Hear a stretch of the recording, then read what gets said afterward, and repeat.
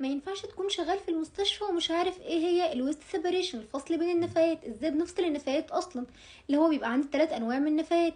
النفايات الخطر المعديه اللي هي كل ما يخص البيشنت، اللي هو الكفرات والدريسنج واجهزه المحاليل والمحاليل والكلام ده، كل ده بيترمى في الباسكت الاحمر.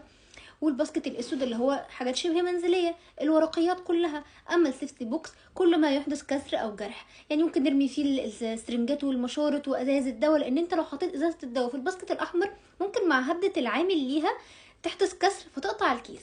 ويا ريت ما ننساش كويس جدا ان واحنا بنعمل فصل النفايات نحط الليبل على الكيس اللي هو مكتوب فيه اسم القسم والتاريخ واليوم والمسلم والمستلم والوزن ونوع النفايات. لو استفدت من الفيديو لايك وشير وسبسكرايب لقناتي على اليوتيوب. ومش عايزين ننسى ان فصل النفايات ده مش مكافحه العدوى بس المفروض تدرب عليه، او انها لو شافت حد تعاقبه. ده مسؤوليه كل فرد من افراد المستشفى، من الاداري لحد الريسبشن.